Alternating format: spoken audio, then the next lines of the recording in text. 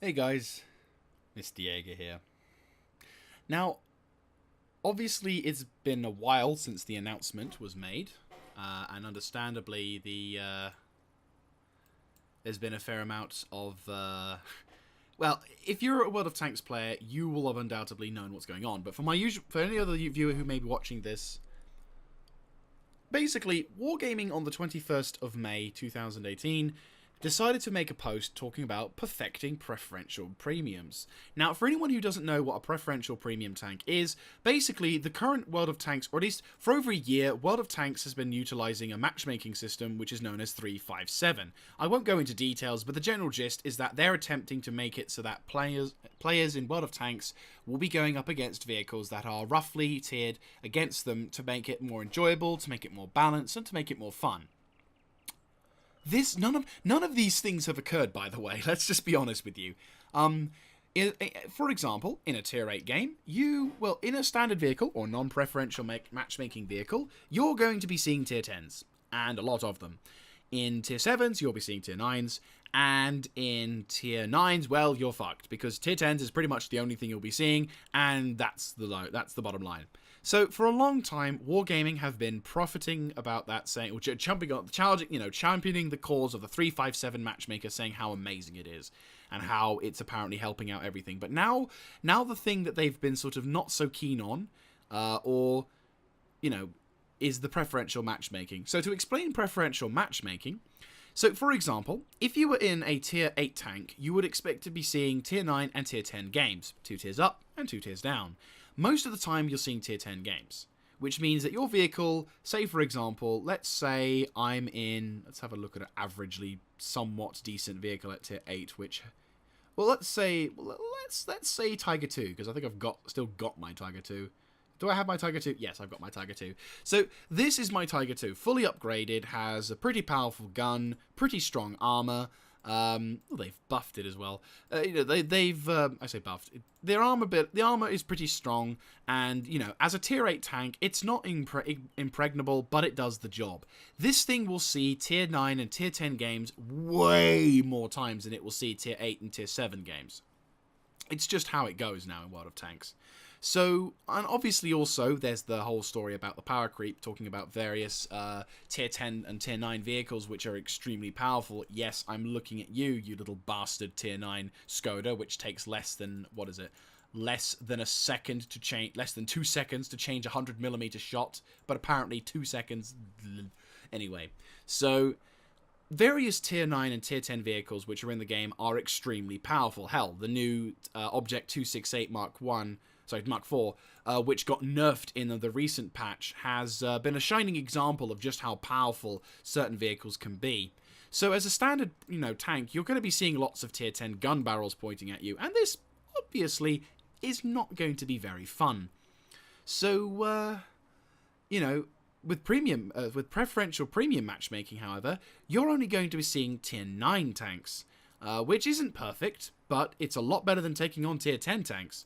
Which is why, certain vehicles like the KV-5, the IS-6, the E-25, which has preferential matchmaking, the SDA-2, the US Riot Shield Champion T-26 E4 Super Persh, loads of vehicles out there that are of preferential matchmaking, are enjoyable to play because you're not likely to see, or you're not ever going to see a tier 10 tank. Arguably, this particular matchmaking system is probably the best matchmaking system in the game, and if they would implement it like so, I imagine the game would be a lot more fun to play, but that's besides the point. So, Wargaming has got it into their heads that apparently the preferential matchmaking tanks are causing a problem. So, let's read a few of the excerpts from their text. So now that the game has proper distribution, mismatches are a rare case. Well, common, but we'll go with that. So what is even the problem? It explains a bit about the thing, and they're talking about how preferential tier 8 premium tanks, you won't encounter opponent that higher than tier 9, which should make life easier, but the new matchmaker struggles with these machines. It takes more time, computations for the tool to balance them properly, which extends queuing time by about a couple of seconds, if at that. This is what happens next.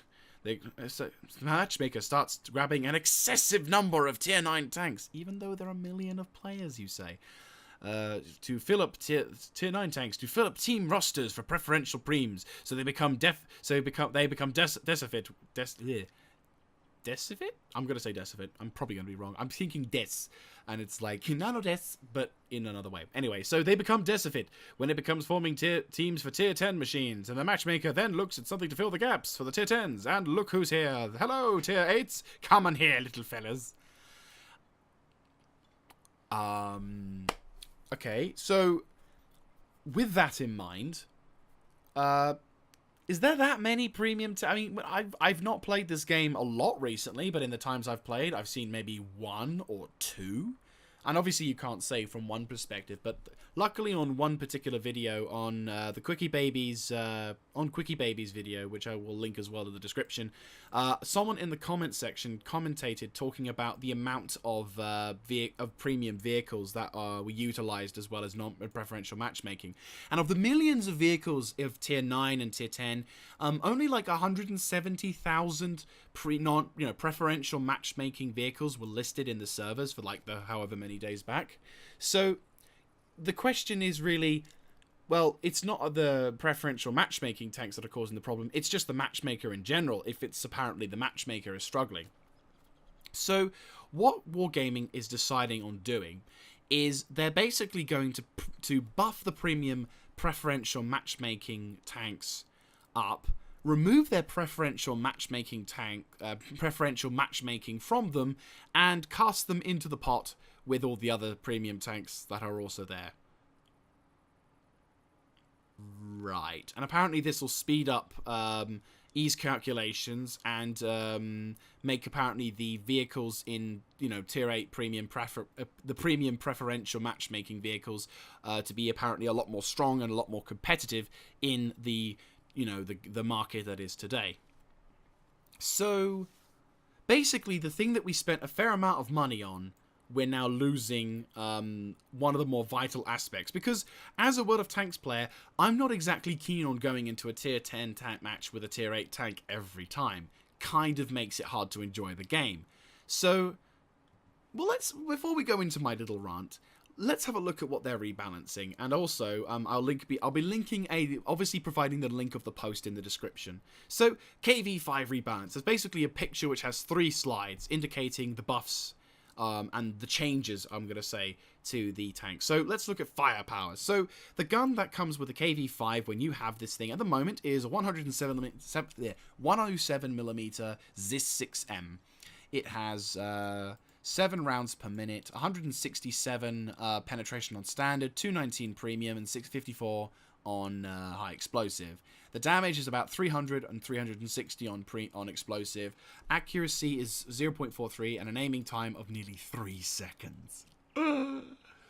Not a very competitive gun, shall we say. Even in a tier 8 game, it's a little bit So what are they going to do? Well, Wargamming are going to be changing the damage per minute to 200 per up. They're going to be increasing the damage of each shot by 30.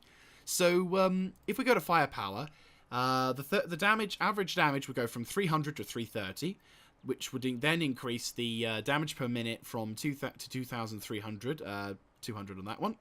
So 200 HP extra. The penetration for the standard shell will go up to 218.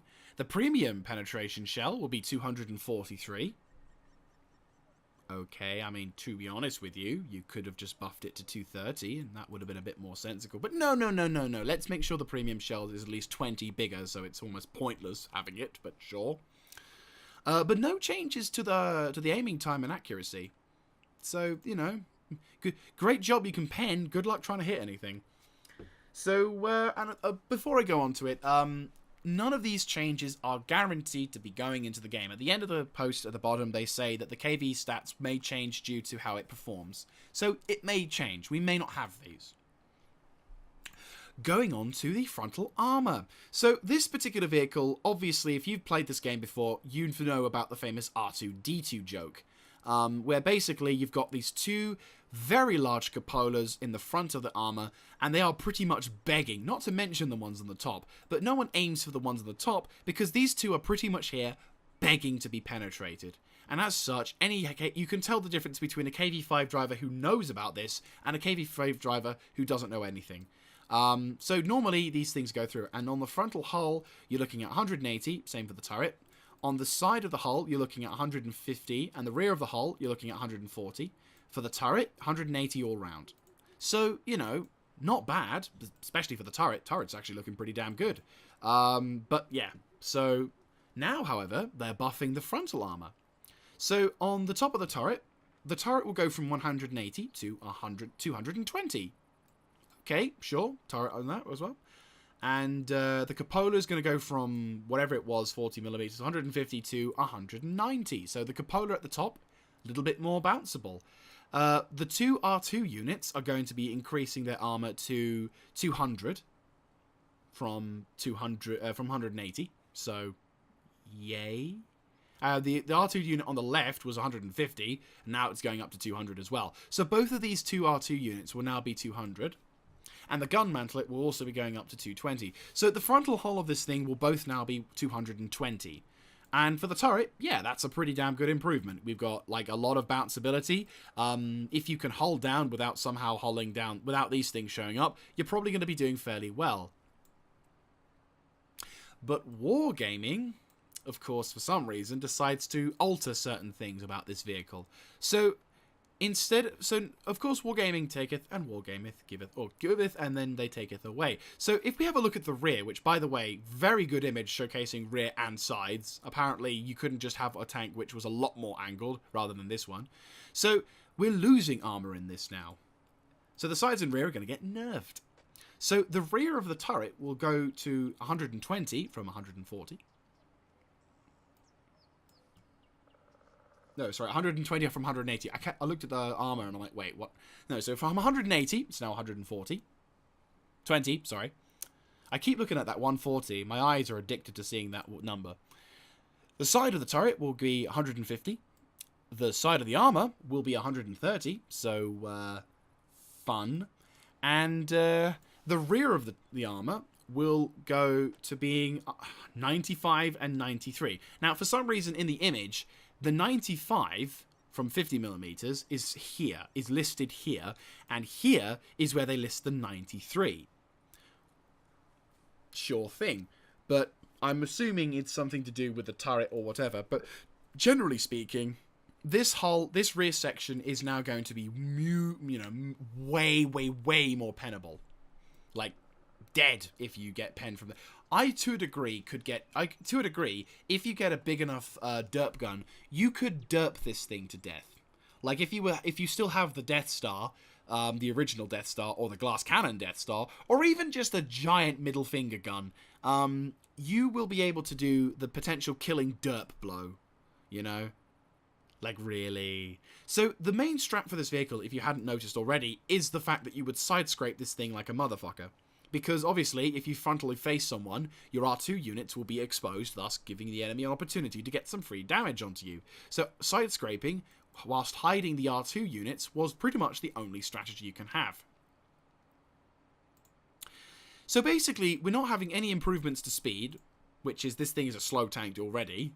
We're gaining some firepower, but not a dramatic amount, and we're also gaining a somewhat decent amount of armor, but we're losing a crap ton on the sides and rear? And not only this, we're now also losing the ability to go only up against tier 9 tanks, which already have the ability to kill us with tier 10 amount of equipment. We're now also going up against tier 10 tanks. So this thing is now going to be taking on stuff like, where is it? Let me find my vehicle that keeps getting fucked. This thing. Or, the more accurate answer, if I can find it in this stupid thing, this thing.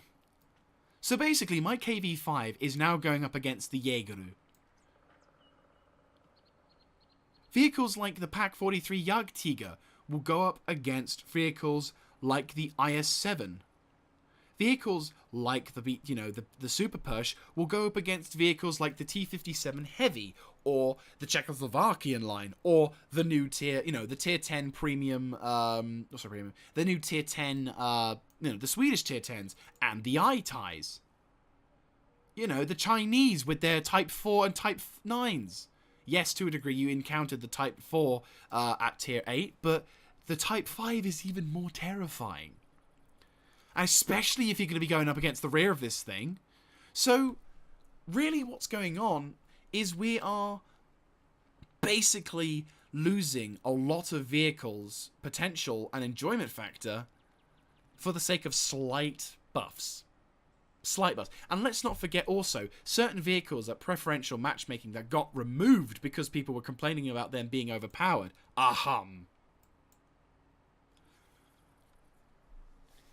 So, yeah, that's a thing.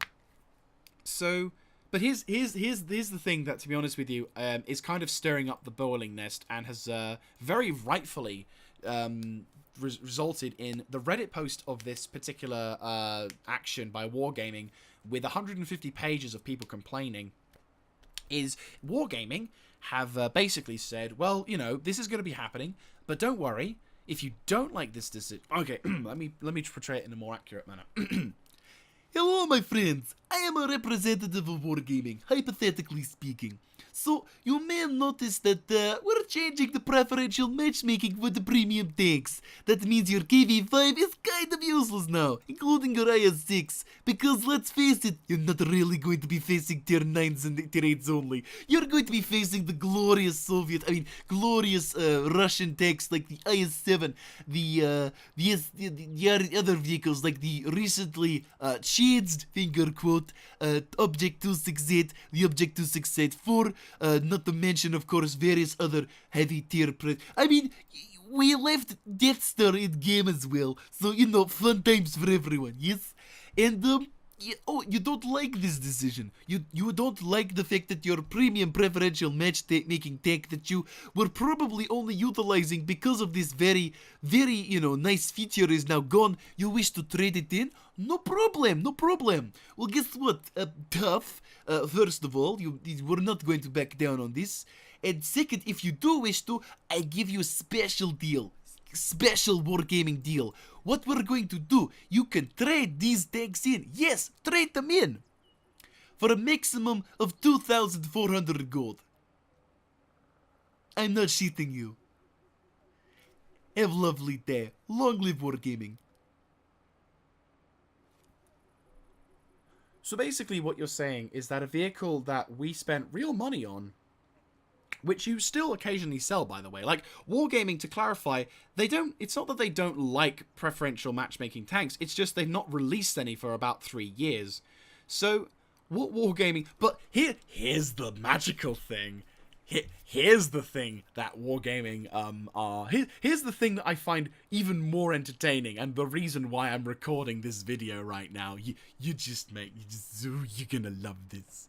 See, Wargamming, as I said before, Wargamming are apparently removing the preferential matchmaking, but they seem still determined to sell us these preferential matchmaking vehicles. The IS-6 at £36, fairly expensive vehicle.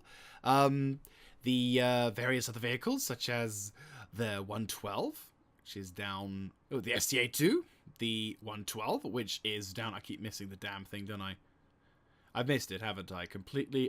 112, £32. Jaeger, £31.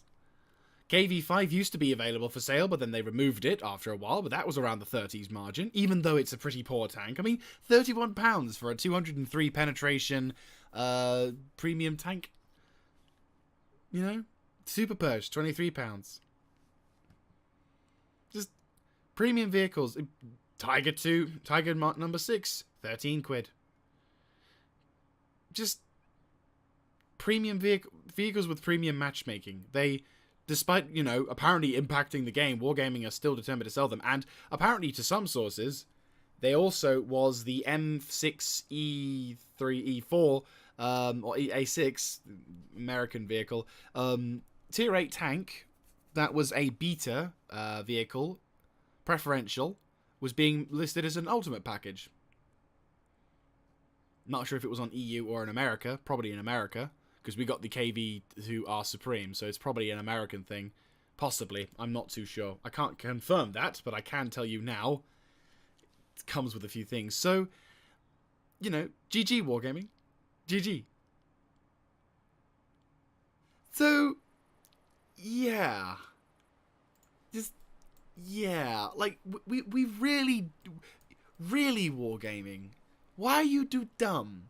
Like, the thing is, I'm going to say it, I can't even call this decision a Gaijin decision, because as much as Gaijin have got a, you know, checkered past, if you will, they at least are actually improving.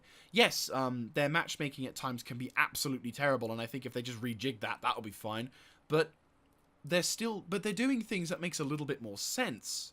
You know, they are providing a game that's primarily aimed at skill-based gaming, you know, where you understand the tank not because of what it is and what nation it's from, but because, you know, they give you stats, for example, that talk about how to best use it and how best to spot your opponents in the brush and all these other things, which in World of Tanks is just a health bar and like you get spotted and that's it, you know. And I do not believe for a second that Wargamming are apparently struggling with their new matchmaker because of premium matchmaking vehicles, or preferential matchmaking vehicles. It's not on. It is absolutely not on. And Wargamming have just done stupid decision after stupid decision. And it's stuff like this that kind of distances myself from the game even more. Because, oh my giddy aunt, if they go any closer to doing what EA are doing, But anyway, I mean, one last thing I would like to say before I wrap things up. If they are seriously planning on buffing vehicles, how in the Christ are they going to buff the E25? How in the Christ are they going to buff the... I can never find the bastard thing. How in the Christ are they going to buff this? In what way is this going to be effective in combat? An L71 in a tier 10 game is about as useful as, I don't know, a brick throwing at someone. Like, you're chucking a massive brick at a titan. It's the equivalent of just an ant pecking at you. It does nothing. And it's like, not to mention, this thing is flat as all hell. Check the sides. Guaranteed penetration of even KV2 Ragnarokian bullshit. The literally reskin of a vehicle that has 40k emblems. Yes, I like Warhammer 40k, but not what it's got become now. And certainly not if it's just a reskin of a vehicle that I already own. I can just pretend that's the power of imagination. And it's just, how are you going to justify, you know, to the people who have spent God knows how long playing this game, singing your praises, to then just shit on them like this? To just assume that they're going to take this rather heavy deal and then give them what some YouTubers have called a Russian refund, which is either tough or give us some cash. It's just, the sad part is, I remember this game when it made immensely clever decisions, when it felt like it was actually with the players, and it was something that people enjoyed because we all were part of one great union. And now that's not the case. Now we have games, you know, a matchmaking system that consecutively puts tier 8 tanks in a tier 10 environment. Yes, you get your tier 8 and tier 9 games, but they are far few between. And it just doesn't feel like the game I used to play 5-6 years ago now. It just feels like a shell of that. But anyway, that's going to be it from me, guys. I hope you have enjoyed. If you like this kind of content, let me know in the comments section down below. Clicking on the like button, and of course subscribing to the channel. And what's your opinion on this? Like, I think it's bullshit. I'm finding it very difficult to defend Wargamming. And it's stuff like this that makes me find War Thunder more enjoyable. Yes, I said it. More enjoyable War Thunder. We're at that point now. Not to take anything away from Wargaming, from Gaijin, but yeah. I can't say you done Gaijin, because that's no longer an insult. That just doesn't make any sense, because Gaijin have been doing well. They've been doing smart things. What has Wargamming done? A reskin and a nerf to a lot of people who may not really touch the game again because of that. Great job. Wait, I almost went great job, Jaeger. Great job, Wargamming. I love my job. Anyway, that's it for me, guys. Thank you very much for watching. I'll catch you next time. This is Mr. Jaeger, signing out.